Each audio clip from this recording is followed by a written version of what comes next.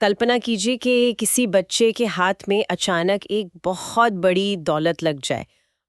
इतने पैसे जितने उसने अपनी छोटी सी उम्र में पहले कभी एक साथ देखे ही ना हो। हाँ, और उस दौलत को रखने की जो खुशी होती है, उससे कहीं ज्यादा इस बात का खौफ हो कि अगर पकड़े गए तो मतलब अपना ही परिवार शायद उसे पीट पीट कर अधमारा कर देगा। बिल्कुल।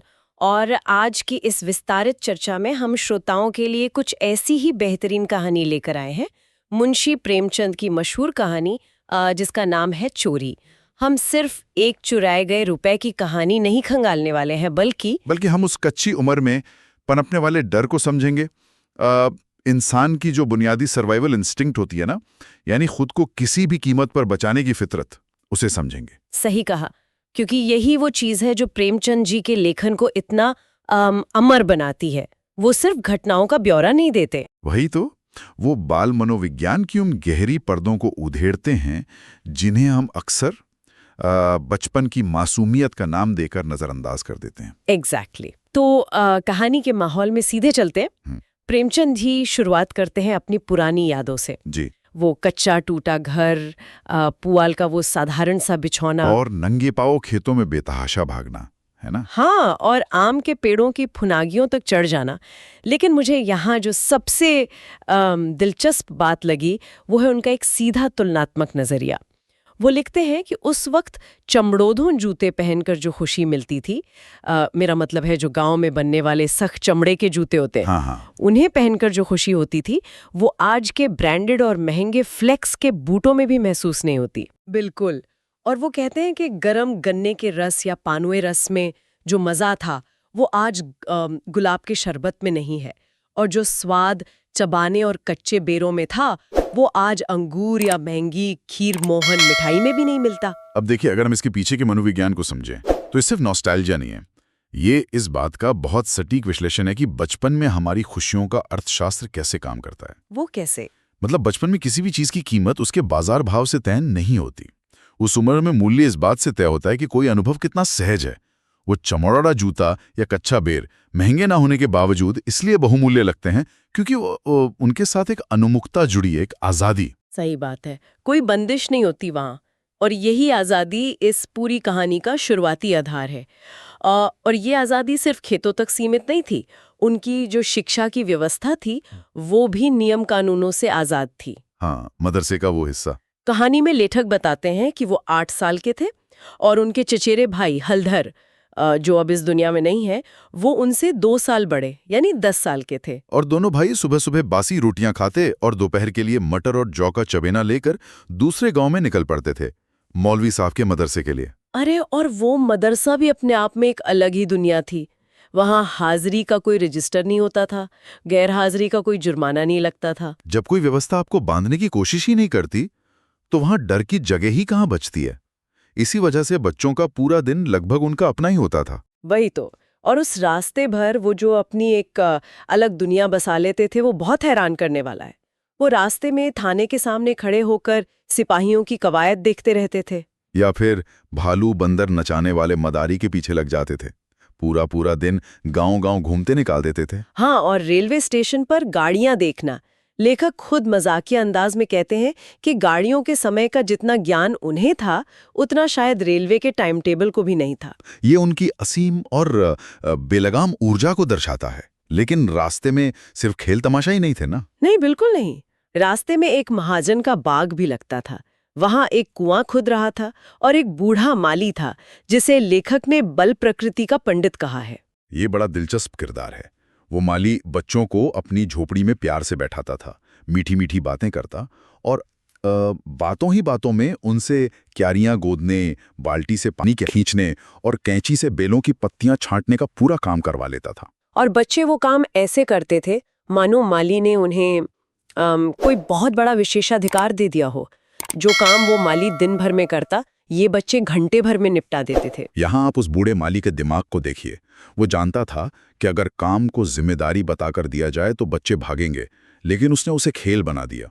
बिना एक पैसा दिए मजदूरी करवा ली। सच में। लेकिन इस सब के बावजूद लेखक जब भी उस बाग से गुजरते हैं, उनका मन करता है कि पेड़ों के गले लगकर रोएं। वो उस माली का निस्वार्थ प्रेम नहीं भूले। कितना विरोधाभासी अनुभव है। बिल्कुल। लेकिन अगर मदरसे की बात करें तो मौलवी साहब का किरदार किसी फिल्म से कम नहीं है। वो पेशे से दर्जी थे और मौलवीगिरी बस शौक से करते थे। और यहीं पर दोनों भाइयों की भूमिका सबसे मजेदार है। क्या आपको पता है श्रोताओं, ये दोनों बच्चे उनके सफारी एजेंट की तरह काम करते थे। यानी एक तरह से मार्केटिंग एजेंट। वो गांव के कुर्मी और कुम्हारों के पास जाते और मौलवी साहब की सिलाई की खूब तारीफें करते थे।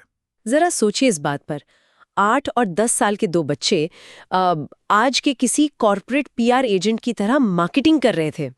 और जानते हैं उनका कमीशन क्या था? हाँ, मौलवी साहब की छाड़ी से बच जाना। एग्जैक्टली बिना मार खाए बच निकलना ही उनका इंसेंटिव था।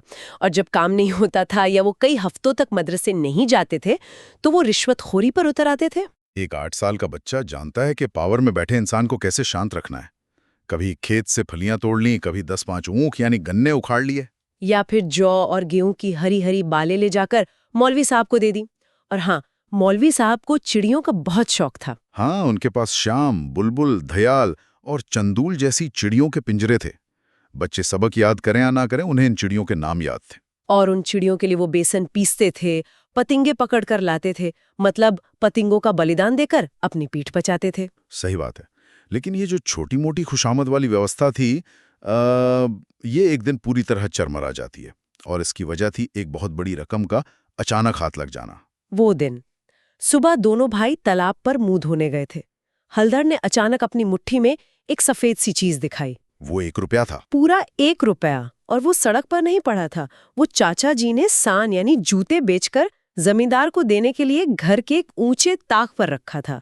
हलधर ने चारपाई खड़ी की और उस पर चढ़कर वो निकाल लिया। अब यहाँ समझने वाली बात यह है कि आज भले ही 1 रुपए की कीमत ना हो, पर उस वक्त मौलवी साहब की फीस महीने की सिर्फ 12 आने थी और इनके हाथ में 16 आने आ गए थे। बाप रे, उनके लिए तो ये किसी बैंक डाकैती जैसा महसूस हो रहा होगा। उन्होंने जिंदगी में पहली बार रुपया छुआ था। खुशी भी थी और दहशत भी। और दहशत लाजमी थी। चाचा जी का स्वभाव बड़ा अजीब था। वैसे तो बहुत सीधे थे। लेखक कहते हैं कि अगर वो ना होते तो कोई बनिया उन्हें बेच लेता। पर जब गुस्सा आता तो चाची भी थर-थर कांपती थी। फिर भी उन्होंने सोचा कि आई हुई लक्ष्मी को नहीं छोड़ेंगे। तय हुआ कि पकड़े गए तो साफ मुकर जाएंगे। मतलब क्या उन्हें सच में लगता था कि किसी को पता नहीं चलेगा? इसे भोलापन कह लीजिए या मुफ्त के पैसे का नशा। दिमाग जोखिम का सही आकलन करना बंद कर देता है। उन्हें लगा कि बस इनकार कर देंगे और बात खत्म। फिर वो बिना नाश्ते किए मदरसे निकल पड़ते हैं। और उस दिन उनकी खुशी देखने वाली थी। बारिश के दिन थे, बादल छाए थे, वो ऐसे सीना तान कर चल रहे थे जैसे काउंसिल की मिनिस्ट्री मिल गई हो। अब उनके दिमाग में फाइनेंशियल प्लानिंग चल रही थी कि पैसे को कई दिन तक कैसे चलाया जाए। हाँ, उन्होंने सोचा कि 5 आने सेर की बेहतरीन मिठाई मिल जाएगी, पर वो तो एक ही दिन में खत्म हो जाती। तो सस्ती और पेट भरने वाली चीज चुनी, अमरूद। एक खटकिन से 2 पैसे के 12 बड़े-बड़े अमरूद खरीदे। उनके कुर्ते पूरे भर गए थे। लेकिन इस आर्थिक योजना में एक बहुत बड़ी खामी थी। जब हलधार ने खटकिन को पूरा रुपया दिया तो उसे शक हो गया। उसने पूछा, रुपया कहाँ से पाया लाला? चुरा तो नहीं लाए? वहां पर लेखक की हाजिर जवाबी वाह! तुरंत झूठ गढ़ा। मौलवी साहब की फीस देनी है, घर में पैसे नहीं थे, इसलिए चाचा जी ने दिया है। खटकिन मान गई। पर अब असली समस्या शुरू हुई। अमरूद तो खा लिए, पर बाकी बचे 15.5 आने के छुट्टे पैसों का क्या करें? वो न जेब में आ सकते थे, न कमर में। छुट्टे पैसे बचते तो चोरी पकड़ी जाती। और इस समस्या का समाधान उन्होंने क्या निकाला? उन्होंने तय किया कि 12 आने मौलवी साहब को फीस दे दी जाए और बचे हुए 3.5 आने की मिठाई खाई जाए। यही तो इस कहानी की सबसे बड़ी विडंबना है। चोरी की थी मजे के लिए, लेकिन डर के मारे अपनी दौलत का 75% हिस्सा उन्होंने उस व्यवस्था को सौंप दिया जिससे वो वैसे ही डरते थे। सिर्फ पकड़े ना जाने के डर से। वो मदरसे पहुंचे। कई दिन बाद गए थे तो मौलवी साहब ने उससे में पूछा। लेखक ने तुरंत बहाना बनाया, घर में गमी यानी मृत्यु हो गई थी, और 12 आने उनके सामने रख दिए। और दोपहर में तालाब पर एक मेला था। मौलवी साहब वहां बुलबुल लड़ाने जाने वाले थे। उन्होंने शर्त रखी कि जो सबक सुनाएगा वही मेले में जाएगा। लेखक ने सबक सुना दिया, पर बेचारे हलधर कैद कर लिए गए।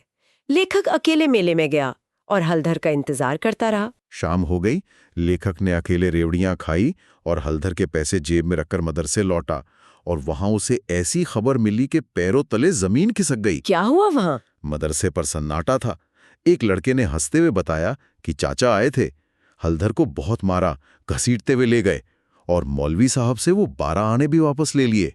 मुझे तो सुनकर ही डर लग रहा है। लेखक के शरीर का तो खून ही सूख गया होगा। पैरों में जैसे मन भर का वजन आ गया था। अब वो बस चमत्कारों की उम्मीद कर रहा था। रास्ते भर सभी देवी देवताओं की मन्नतें मानी, गांव के दी की मन्नतें, किसी को लड्डू, किसी को पेड़े। उसने तो यहाँ तक मन्नत मांगी कि काश बहुत जोर का बुखार आ जाए या चोट लग जाए ताकि लोग तरस खाकर मारे नहीं। लेकिन बुलाने से मौत नहीं आती। वो रास्ता खत्म ही नहीं हो रहा था। ये बच्चों की बार्गेनिंग साइकोलॉजी होती है। वो एक भयानक पीड़ा से बचने के लिए खुद को दूसरी छोटी पीड़ा में डालने को तैयार हो जाते हैं। फिर लेखक घर पहुंचे और इमली के पेड़ के पीछे छुप गए।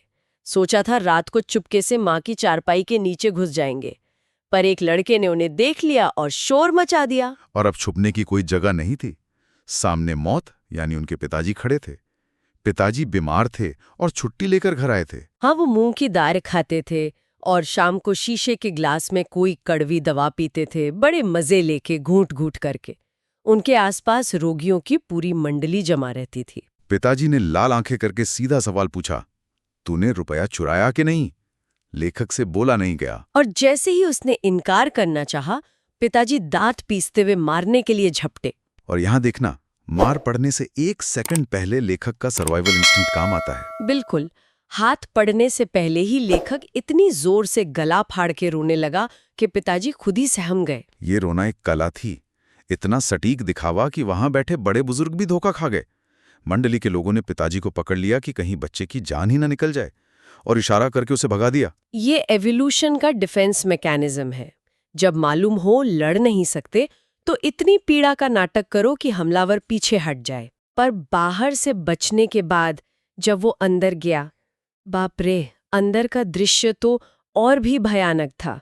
आंगन आंसुओं से भरा लग रहा था। हलदार के दोनों हाथ खंबे से बंधे थे। वो धूल में सना सिसक रहा था। चाची उसे डांट रही थीं और अम्मा एक किनारे मसाला पीस रही थीं। चाची ने पूछा, रुपया किसने चुराया? और लेखक ने बिना डरे सारा इल्जाम हलदार पर डाल दिया। ये थोड़ा क्रूर लगता है, पर डर के आगे नैतिकता कहाँ काम आती है? वहां सिर्फ अपनी जान बचानी थी। और जब अम्मा ने पूछा कि पहले क्यों नहीं बताया, तो उसने आखिरी बड़ा झूठ बोला। कहने लगा, हलदार कहते थे किसी से बताया तो मारी डालूंगा। हलदार इनकार करता रहा, पर किसी ने नहीं सुनी। और तब चाची का वो ताना आता है। उन्होंने हलदार से कहा, तेरा बाप बाहर से रुपया कमा लाता तो तू भी सच्चा होता। जिसके भाग में मिठाई लिखी थी उसने मिठाई खाई, तेरे भाग में लात खाना लिखा था। ये बहुत गहरा ताना है। इसके बाद उन्होंने हलदार को खोल दिया। अम्मा को तो पूरा विश्वास हो गया कि उनका बेटा सत्य का अवतार है। देखिए, ये एक परिवार के भीतर का अर्थशास्त्र है। हलदार के पिता नहीं है, वो आश्रित है। तो इस आर्थिक पदानुक्रम में उसकी सच्चाई का कोई मूल्य नहीं है। गरीबी और वर्ग भेद घर के आंगन में भी कैसे काम करता है, ये उसकी मिसाल है। बिल्कुल। और इस उथल पुथल के बाद कहानी का अंत बहुत शांत है। कुछ देर बाद लेखक कोठरी से गुड़ चबेना लेकर निकलता है। हलदार भी चिवड़ा चाहते हुए बाहर आते हैं। दोनों अपनी कहानी सुनाते हैं। एक की कथा सुखमयी थी, दूसरे की दुखमयी, लेकिन अंत दोनों का एक ही था, गुड़ और चबेना। रास्ते अलग थे, पर आखिर में भूख और औकात वही साधारण सी थी। सही कहा। मुंशी प्रेमचंद की ये कहानी सिर्फ एक चोरी तक नहीं रुकती। ये बचपन की उस खोई हुई मासूमियत, डर और जान बचाने की फितरत की कहानी है ना? ये सोचने पर मजबूर करती है कि जब हम बच्चों को सच बोलना सिखाते हैं तो क्या हम वाकई उन्हें नैतिकता सिखा रहे हैं, या अक्सर डर के साये में हम उन्हें बेहतर झूठ बोलने की कला सिखा देते हैं? बिल्कुल, एक ऐसा सवाल जो हम सबको अपने आप से पूछना चाहिए। तो श्रोताओं, इस कहानी के सफर में हमारे साथ जुड़ने के लिए बहुत बहुत धन्यवाद।